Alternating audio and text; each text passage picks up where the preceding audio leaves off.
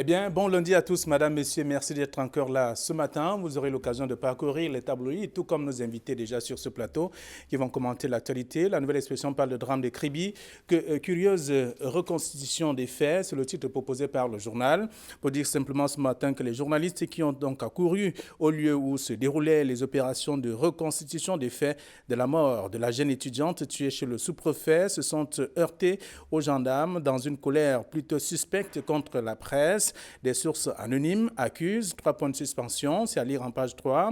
Le journal parle également des receveurs municipaux, des décrets qui se contredisent d'ailleurs, à lire en page dans le dossier du journal ce matin. Donc le social-démocratique qui démontre comment le dernier décret du président de la République est donc en contradiction avec celui portant règlement général de la comptabilité publique. C'est à lire de la page 4 à la page 5. On parle également de la gratuité des toilettes avec le réveil tardif d'Ungal et BBM. Dans un communiqué rendu public le 29 juillet 2020, le ministre des Transports vient donc de mettre fin au paiement des toilettes publiques dans les agences de voyage. On parlera de ça également en seconde partie tout à l'heure. C'est en page 2 du journal. Et on s'intéresse également à autre chose aussi dans la reconstruction du nord-ouest et sud-ouest. Une course dans le sac, selon bien sûr le journal. C'est dans le numéro de ce matin. Le Messager, pour sa part, parle d'église évangélique du Cameroun, démissionnée au nom de la paix. C'est le titre proposé par le journal. La suite est à lire en page 5. Et on s'intéresse également aux nominations des receveurs municipaux. Jean-Robert Wafo dénonce la gouvernance par embuscade. Le ministre du Shadow Cabinet du Social-Démocratique Front parle donc de ce conflit d'intérêts entretenu par certains décideurs du côté de Yaoundé. C'est à lire également dans le Messager de ce matin. Et puis le journal Entrepreneur s'intéresse notamment au titre foncier. Grande insécurité pour les investisseurs. La loi qui stipule que ce document est donc inattaquable, et, intangible et définitif. Cependant, celui-ci peut donc être annulé en toute légèreté au Cameroun, alors que le pays est donc à la quête de son émergence et par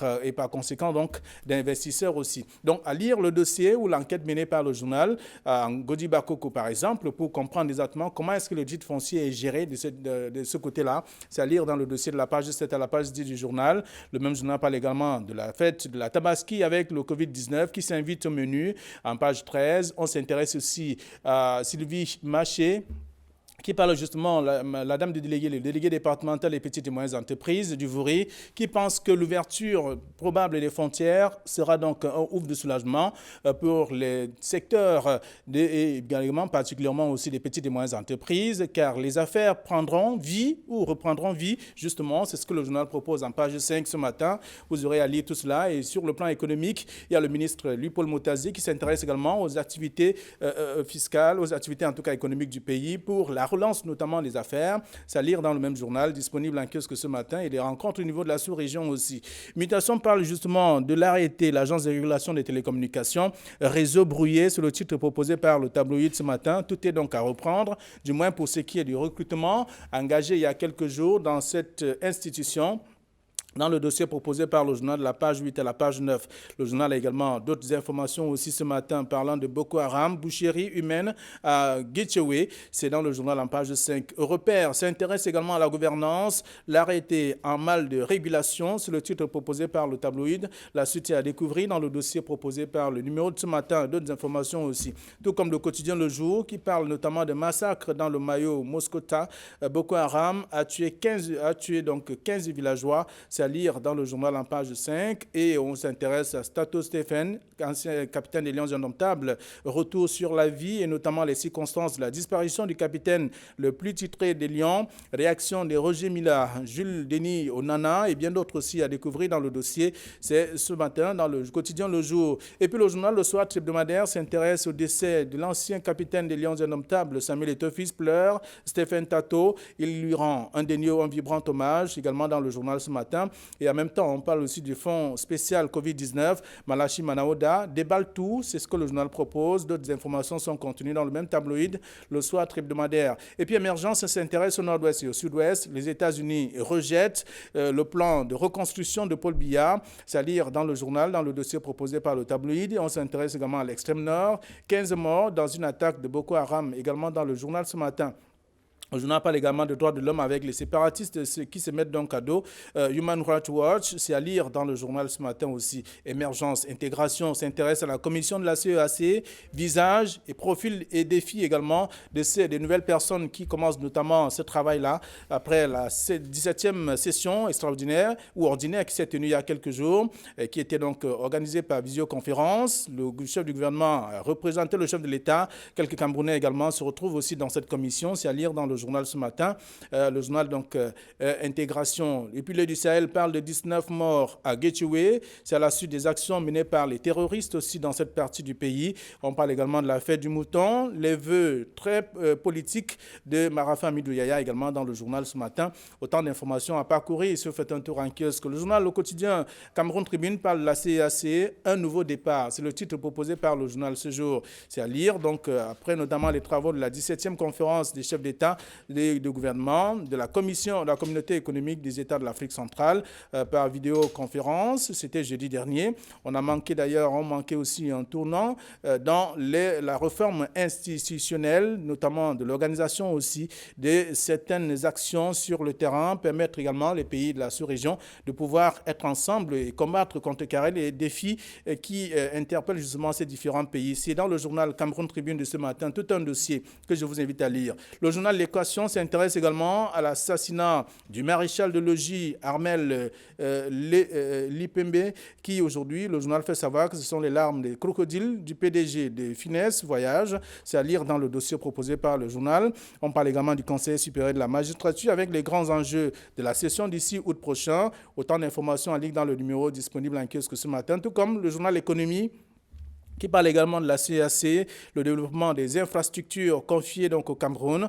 La décision a été donc prise lors de la 17e session ordinaire de la conférence des chefs d'État et de gouvernement, qui s'est tenue il y a quelques jours seulement. C'est à lire dans le journal Le Quotidien de l'économie. Voilà ce que la presse nous propose, celle que nous avons reçue à notre rédaction ce lundi matin. Et avec nos invités déjà sur ce plateau, Thierry Niopé, bonjour. Bonjour Damien Dongo, bonjour Bernard Batana, bonjour également aux téléspectateurs de la Revue des Grandes Unes. Je n'oublie pas de saluer le courage et la témérité de Paulo Chuta, un cyberjournaliste qui est depuis plusieurs mois écroué dans le cadre d'une affaire de dénonciation. On l'a toujours dit, aucun journaliste ne mérite de faire la prison pour ses écrits ou pour ses dires. Parce que le fossé entre un sujet de droit commun et un délit de presse est assez étroit. Il est facile de quitter d'un camp à un autre sans pour autant crier garde. Et surtout quand le journaliste réussit à faire un mea culpa ou à faire une sorte de retour à l'info. Je crois qu'on devrait regarder cette situation avec beaucoup plus d'attention. Alors, toute la presse est de tout cœur, de toute façon. Bonjour, Bernard Batana, bienvenue. Good morning, Kumba. Good morning, Kumbo. Bonjour au plateau. Bonjour à tous. C'est un plaisir d'être là le matin pour parler des choses de la cité. Et justement, les choses de la cité qui sont contenues dans les tabloïds.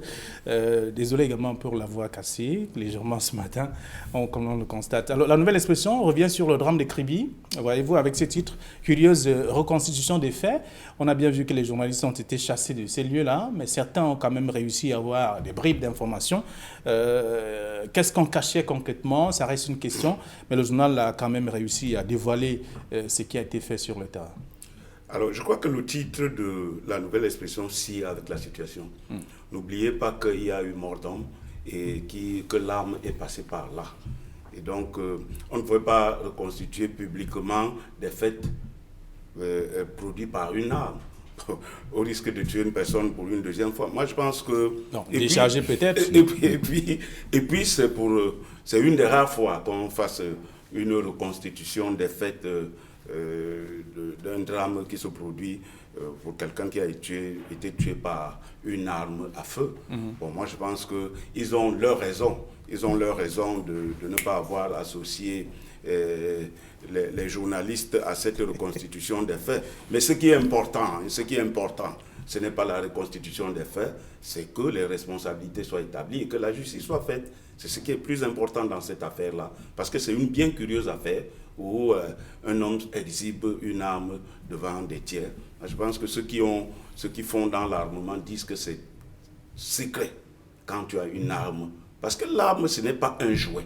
Mais aujourd'hui, ça a tous l'air d'un jouet. Ceux qui ont des armes, ce n'est pas une poupée qu'on manipule n'importe comment. C'est une arme. Et quand c'est une arme, ça donne la mort. Ça ne donne pas la vie. Nous ne sommes pas là à une maternité. Donc, il faut vraiment entretenir l'arme avec beaucoup de munitions. Beaucoup. Alors, moi, je pense que cet exemple devait servir d'école pour ceux qui possèdent des armes, pour dire qu'on ne la manipule pas. Très bien. Alors, Thierry Niopé, en parcourant l'article de la Nouvelle Expression ce matin, on se poserait la question de savoir pourquoi, que cache-t-on en mettant hors ou alors en mettant de côté des journalistes qui voulaient s'imprégner de la situation? Je vous rappelle que l'information n'a pas été rendue publique par la presse écrite, encore moins audiovisuelle, mais par les réseaux sociaux. Aujourd'hui, on ne saurait claquemurer les gens autour de 4 murs, dire « dites ça, ne dites pas ceci ». Pour l'instant, aucune. La seule version officielle qui est su jusqu'ici, c'est celle du sous-préfet impliqué dans ce drame, je préfère le dire ainsi. Les autorités, peut-être, veulent garder le secret de l'enquête, mais il n'est pas possible de garder le secret de l'enquête à ce niveau. Ailleurs, dans des pays beaucoup plus évolués que le nôtre, et le procureur de la République, généralement, prend la parole pour préciser les faits, dire à quel niveau se situe l'enquête, pour permettre aux journalistes, justement, de faire leur travail. Parce que les journalistes, qu'on le veuille ou pas, je l'ai dit à l'entame de cette émission, on ne saurait les enfermer pour des écrits qu'ils ont eu à produire, encore moins pour ce qu'ils ont eu à dire dans le cadre de l'exercice de leur profession. Ils peuvent se tromper, comme tout être humain, l'erreur humaine, mais on devrait les accompagner, on devrait leur donner des moyens pour mieux rendre compte de ce qu'ils observent sur le terrain, parce qu'ils ne sont pas généralement là au moment où se déroulent les faits. Ils viennent après, mais avec la science qu'ils ont acquise à travers des études et à travers beaucoup d'autres formations, ils peuvent déterminer où est la véracité des faits. Ils peuvent également se tromper, c'est tout à fait humain, je l'ai dit, mais au niveau de la reconstitution des faits, il y a des curiosités d'ailleurs que le reporter du journal La Nouvelle Expression relève avec beaucoup d'acuité, c'est que la scène du crime a été nettoyée. Premier problème. Tout le monde sait que quand il y a mort d'homme, le domicile, en fait, la scène du crime est protégée jusqu'à ce jusqu'à ce que l'enquête soit définitivement rendue. Mais là, il se trouve que la scène du crime a été, dit-on, selon, je m'en tiens au dire de La Nouvelle Expression, a été totalement nettoyée. La maison est occupée par les proches du sous-préfet en question. Les policiers ou les gendarmes qu'on avait mis en fraction au moment où quelques heures après le crime l'incident ont également été déplacés. Qu'est-ce que l'on cache? Pourquoi les Camerounais qui ont suivi cette affaire à travers les réseaux sociaux, la presse cybernétique, écrite, audiovisuelle, veulent savoir ce qui s'est passé et ont l'obligation d'être informés d'être au fait de la situation, parce que cela démontre effectivement que il y a plusieurs drames comme ça qui sont restés généralement sans suite. J'avais l'habitude de le souligner ici. Jusqu'à présent, on n'est pas suffisamment fixé, par exemple, sur le cas du jeune Brian Fambord qui a été tué, assassiné dans des circonstances assez troubles il y a quelques années. Mais justement, il faudrait que le public qui a vécu ces scènes, même là-bas, la scène de crime n'a pas été préservée. Le public qui a vécu ces scènes-là, qui a été informé, devrait effectivement être informé davantage au fur et à mesure que les choses évoluent. Dans des pays civilisés, c'est ce qui se passe. Le procureur de la République doit être à la disposition du grand public et des journalistes pour situer le public sur ce qui est fait jusqu'ici. L'article, c'est La Nouvelle Expression, qui est donc le seul journal à parler de ce sujet ce matin. Vous aurez l'occasion de lire également l'article en page 3. Le même journal s'intéresse à autre chose. On parle aussi, puisqu'on parle de mort d'homme, il y a cette gratuité des toilettes donc dans les agences de voyage désormais. Même si le journal parle bien sûr ce matin de ce réveil tardif d'un Ngali Bibeye à la suite de ce communiqué rendu public le 29 juillet dernier. Oui, généralement, on a toujours dit que le gouvernement n'anticipe pas sur les événements. On ne pouvait pas supporter que dans un lieu public, parce que les agences de voyage, c'est les lieux publics. Et dans les charges d'une agence de voyage, il est prévu les toilettes. Par conséquent, bon, les juristes disent qu'on n'en a pas fait allusion, on n'a pas dit si oui. Il y avait un vide juridique. Mais il y a des choses naturelles. Il y a des choses naturelles. Quand tu arrives dans une agence de voyage et que tu dois faire 4 heures, tu dois avaler 400 km entre Yaoundé et Douala, la logique humaine veut que tu ailles te soulager pour être à l'aise. Et donc, on ne pouvait pas concevoir des toilettes payantes. Et même si par ailleurs, comme c'est le cas, c'est des hommes, nous sommes des hommes, et c'est nous qui sommes habilités à appliquer les lois. Quand quelqu'un vient avec un besoin urgent, qui est un besoin pour tout le monde, même celui qui garde les toilettes, il a ce besoin urgent. Alors, on ne peut pas comprendre que face à un besoin urgent, on exige. Parce que quand on revient sur le cas de ce maréchal des logis qui a été tué, par ailleurs, moi, je salue sa mémoire parce que c'est un soldat vaillant qui s'est battu, hein, parce qu'on a vu comment il s'est battu. Donc, quand on regarde le cas de ce maréchal des logis qui a été tué gratuitement, il a bien dit, les gars, je n'ai pas de monnaie. Parce que quand tu es pris par ce besoin pressant, il faut te soulager.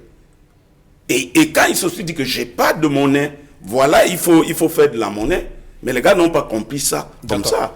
Alors, on peut noter. Et puis, bon, maintenant, quand il y a mort d'homme, parce que je termine par là, quand il y a mort d'homme, j'ai un journal qui a parlé de l'arme de crocodile. Moi, je pense que quand il y a mort d'homme, on est au recueillement. Il faut respecter la mémoire. On a organisé une messe œcuménique, parce que chaque fois que quelqu'un meurt, on doit le confier à Dieu.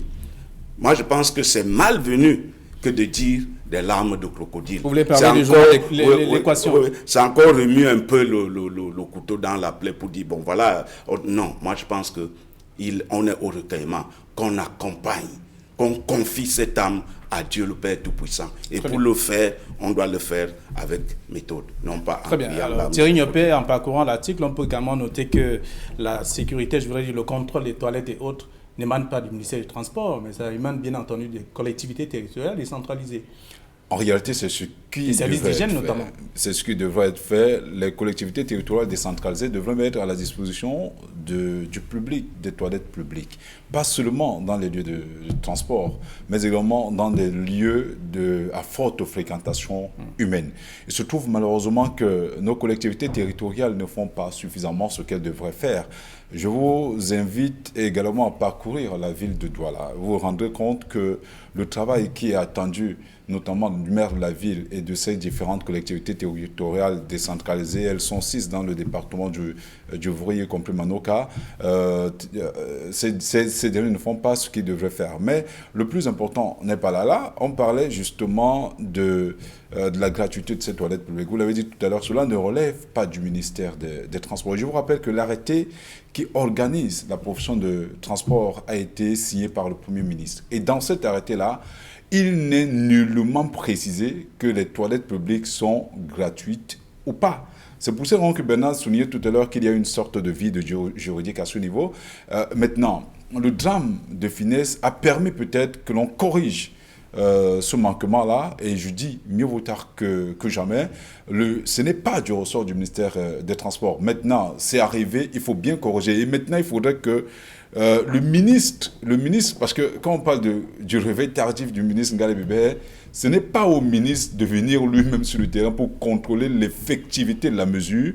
Il y a des délégués départementaux et arrondissementaux qui devraient justement contrôler ces travaux-là, et les collectivités territoriales décentralisées du ressort de ces différentes agences également doivent de temps à autre descendre dans ces agences-là pour contrôler l'effectivité de ces mesures-là, de ces dispositions. Rendez-vous compte que les comités d'hygiène ou les équipes d'hygiène et de salubrité des mairies ne font pas nécessairement leur travail.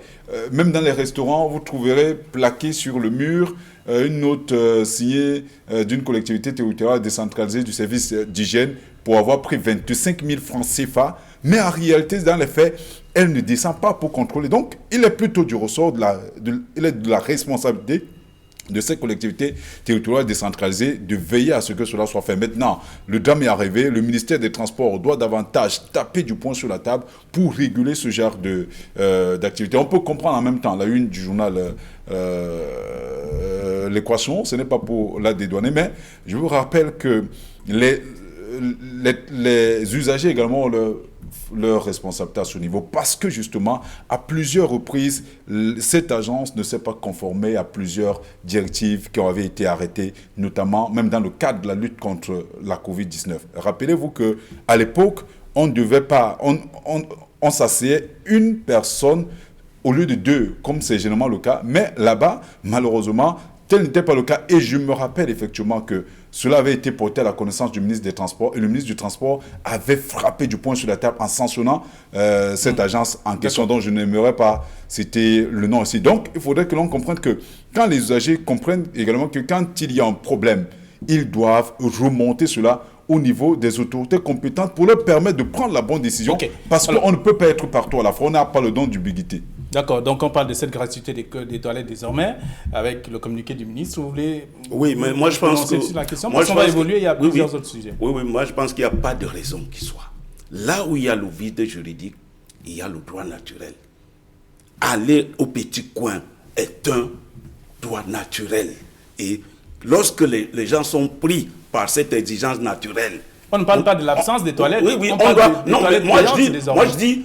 Est-ce qu'il y a une raison pour que les toilettes soient payantes dans un lieu public? C'est la raison pour laquelle on demande donc aux agences de transport de faire ce qu'elles doivent faire. Il n'y a pas de raison que lorsque quelqu'un arrive dans une agence de toilette, on lui demande de donner 100 francs. Il n'y a aucune raison. Ce n'est donc pas la responsabilité du ministère des Transports. D'accord. Alors, donc, les lecteurs vont lire ce que le journal propose dans ce communiqué rendu public le 29 juillet dernier. Le ministre des Transports qui vient donc de mettre fin au paiement des toilettes publiques dans les agences de voyage. Vous aurez à lire tout cela en page 2 du journal La Nouvelle Expression. Autre chose également dans le journal, un sujet qui fait le tour de plus quelques tabloïds. On parle des receveurs municipaux avec ce décret qui se contredit selon notamment le chef de cabinet du Social Democratic Front, Jean-Robert Wafo, qui dénonce bien entendu la gouvernance par embuscade. Ça, c'est le messager qui titre ainsi. Non, il faut dire que Jean-Robert Wafo, qui est le ministre du chef de cabinet, comme vous l'avez souligné tout à l'heure, du Social Democratic Front, est assez avant-gardiste et on encourage et on félicite tout le travail qui a été abattu jusqu'ici. Il est plus que jamais urgent. Le président de la République a signé un décret à ce sujet le 7 juillet.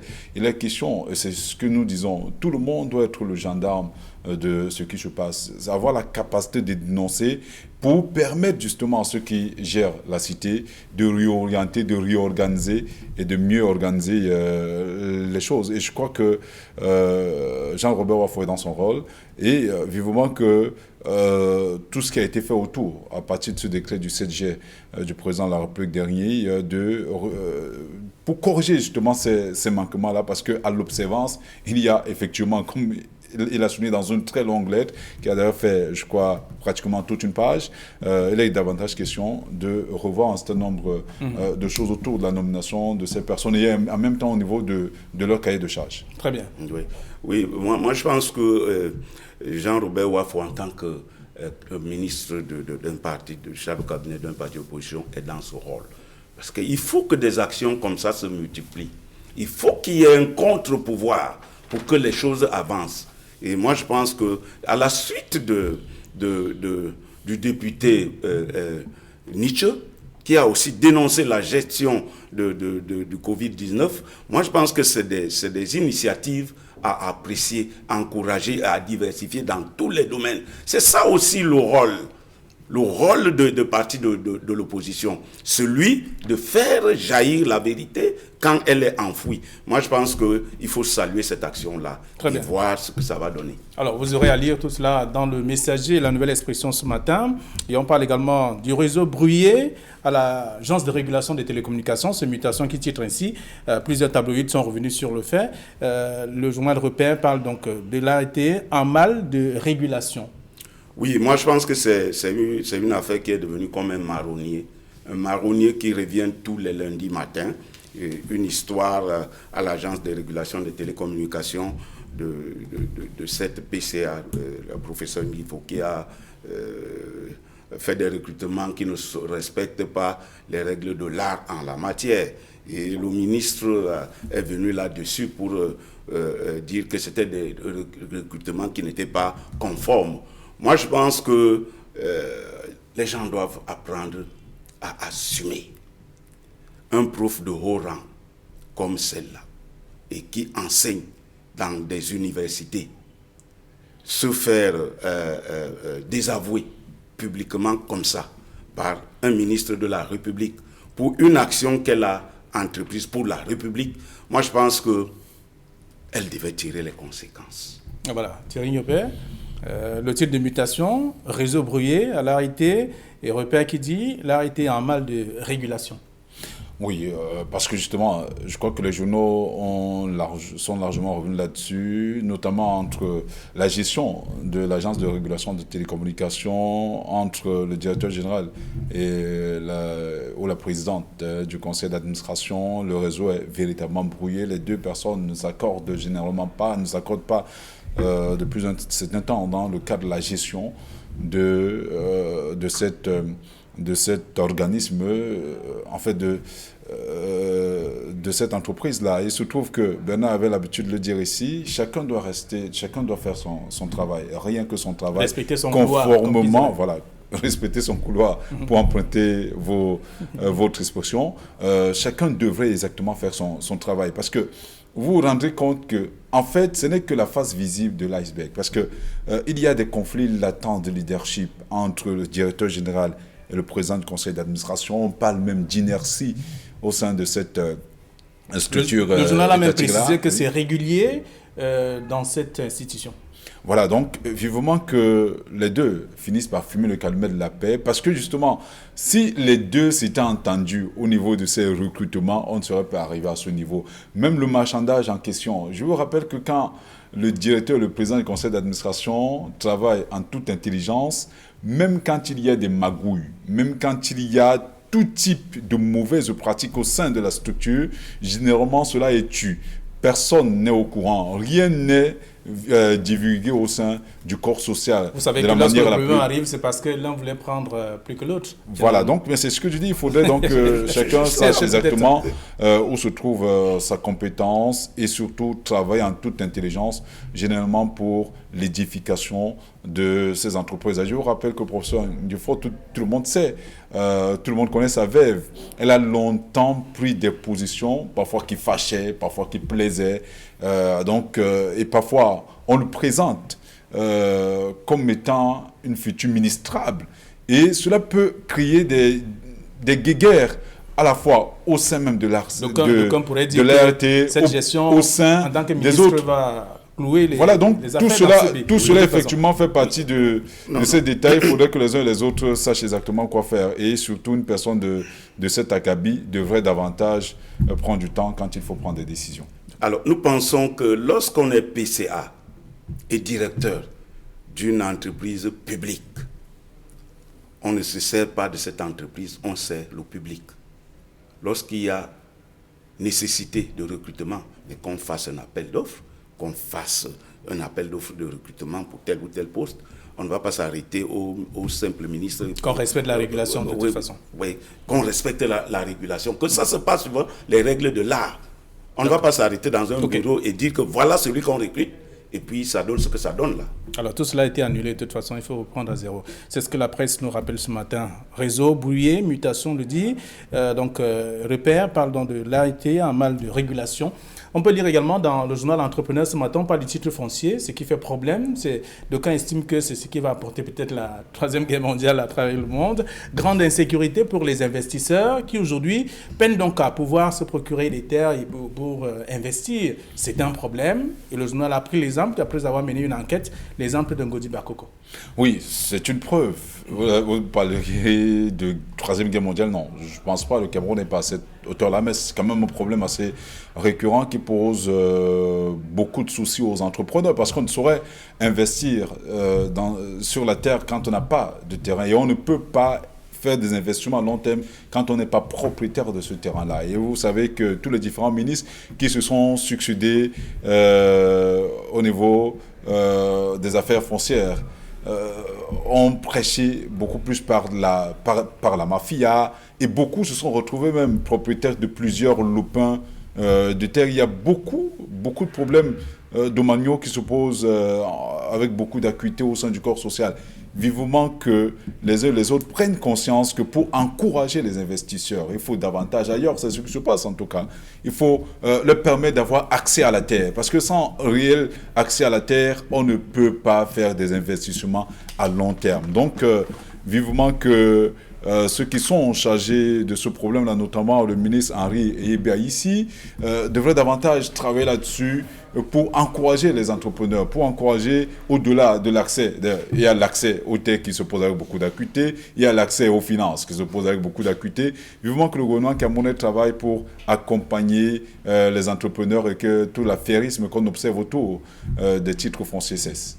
Le document inattaquable est désormais attaqué.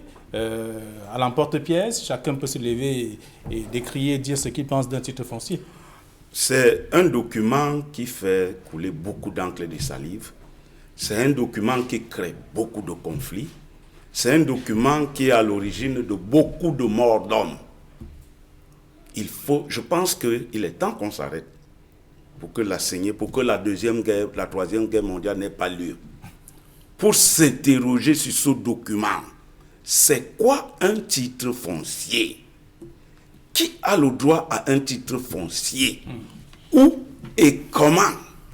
Répondez à ces questions de manière claire pour que le titre foncier devienne inattaquable. Parce qu'on retrouve des faux titres fonciers à profusion là. Il faut qu'on redéfinisse ce que c'est que ce document et comment faire pour l'acquérir.